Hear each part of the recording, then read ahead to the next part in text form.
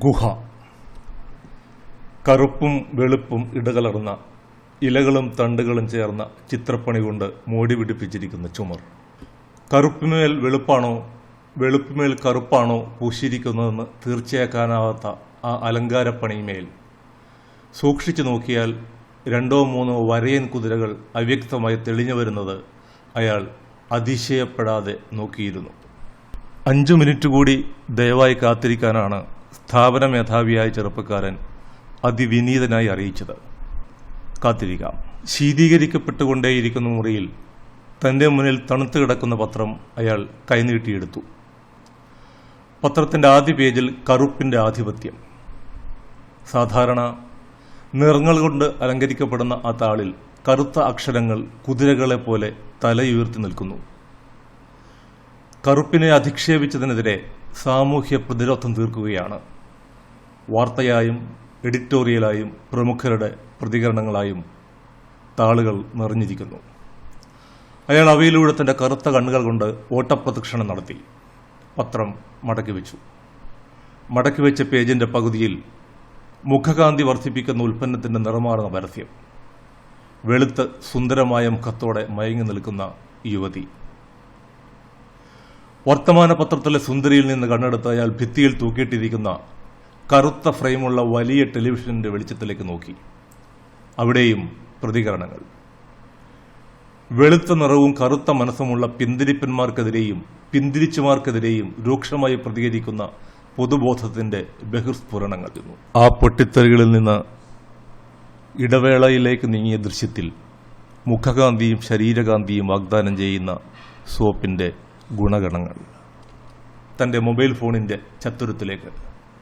അവിടെയും വിവേചനങ്ങൾക്കെതിരെ പോസ്റ്റുകൾ, റീലുകൾ, സർവേകൾ, ഐക്യദാർഢ്യം, സ്റ്റാറ്റസ്. കുതിരകൾ ഓടിക്കൊണ്ടേയിരിക്കുന്നു. ഓട്ടത്തിൽ അയാളും ചേർന്നു. കറുപ്പിന് എന്താണൊരു കുറവ്? കറുത്തവരോട് അകൽച്ച കാണിക്കുന്നവർ ഏത് നൂറ്റാണ്ടിലാണ് ജീവിക്കുന്നത്? കാലം മാറുന്നതറിയാത്ത കഴുതകൾ. എൻ്റെ വീട്ടിൽ ഞങ്ങളെല്ലാവരും കുറച്ച് നിറമുള്ളവരാണ്, പക്ഷെ അമ്മ കുറച്ച് ഡള്ളാണ് എന്ന് വെച്ച് അമ്മയല്ലാതാകുമോ? ഇപ്പോഴും കറുപ്പിലും വെളുപ്പിലും തൂങ്ങിക്കിടക്കുന്ന വവ്വാലുകളെ, നിങ്ങൾ ആ പിടിവിട്ട് ഈ ഭൂമിയുടെ യഥാർത്ഥ സൗന്ദര്യത്തിലേക്ക് വീഴൂ. അയാൾ സാമൂഹ്യ മാധ്യമ കുതിരകൾക്ക് വെളുത്ത സ്ക്രീനിൽ കറുത്ത അക്ഷരങ്ങൾ വിതറിക്കൊടുത്തു.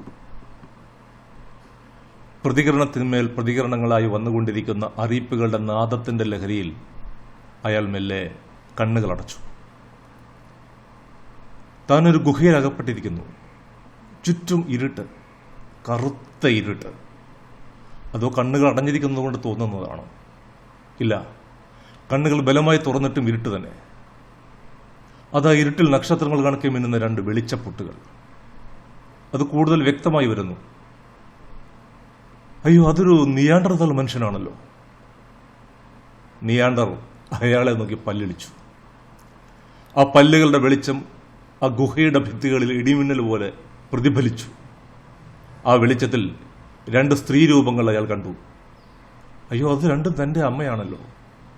ഒരമ്മ വെളുത്തതും ഒരമ്മ കറുത്തതും. വെപ്രാളത്തിനിടയിലും അയാൾ ആ വെളുത്തമ്മയെ കൗതുകത്തോടെ നോക്കി നിന്നുപോയി. വിവാഹ കമ്പോളത്തിൽ നിന്റെ അമ്മക്കായി അപ്പൂപ്പൻ ചെലവാക്കിയ തുകയെപ്പറ്റിയും മാട്രിമോണിയൽ സൈറ്റിൽ കണ്ട പെൺകുട്ടിയുടെ നിറത്തെക്കുറിച്ചുള്ള നിന്റെ ആശങ്കയെപ്പറ്റി തൽക്കാലം ആകുലപ്പെടേണ്ട. നിന്റെ അമ്മ ഇപ്പോൾ തടവിലാണ്. നിനക്ക് 5 നിമിഷം സമയം തരാം. കഴിയുമെങ്കിൽ നിന്റെ അമ്മയുമായി രക്ഷപ്പെട്ടോ. അയാൾ ഓടി. വെളുത്ത സുന്ദരിയായ അമ്മയെ തോളിലേറ്റി ഗുഹാമുഖത്തേക്ക്. പക്ഷേ ഗുഹാമുഖം അടഞ്ഞിരിക്കുന്നു. ആ ശിലാവാതായനത്തിൽ അയാൾ ആഞ്ഞു ചവിട്ടി. തുറക്കുന്നില്ല. പുനരുത്ഥാനം അസാധ്യമായ ഒരു കല്ലറ കണക്കെ അത് തന്നെ വെല്ലുവിളിക്കുന്നു. അത് തുറക്കണമെങ്കിൽ നീ കൊണ്ടു നടക്കുന്നതിന്റെ തലച്ചോറ് എനിക്ക് തിരികെ തരണം. നിയാണ്ടർതാൽ അയാളുടെ തോളിൽ സ്പർശിച്ചുകൊണ്ട് പറഞ്ഞു. ആ സ്പർശനത്തിന്റെ ലാളിത്യത്തിൽ അയാളുടെ കണ്ണുകൾ തുറന്നു. സ്ഥാപന മേധാവിയായ ചെറുപ്പക്കാരൻ നിയാണ്ടർതാളിന്റെ ഭാവം ഏതുമില്ലാതെ അയാളെ ഇരിപ്പിടത്തിലേക്ക് ക്ഷണിച്ചു. സാർ വരൂ, ഇരിക്കൂ. സാറിന് ഏത് ഫേഷ്യലാണ് വേണ്ടത്? അയാൾ ആ മലയാളി ബ്യൂട്ടി ഷോപ്പ് എന്ന് കറുപ്പിലും വെളുപ്പിലും പേര് കുത്തി വയ്ക്കപ്പെട്ട യാഥാർത്ഥ്യത്തിന്റെ ശീതീകരിക്കപ്പെട്ട കേന്ദ്രത്തിൽ വില കൂടിയ കസേരയിൽ അമർന്നിരുന്നു. വരയൻ കുതിരകൾ അപ്പോൾ വെളുത്ത കുതിരകൾക്കായി ഭിത്തി ഒഴിഞ്ഞുകൊടുത്തിരിക്കുന്നു.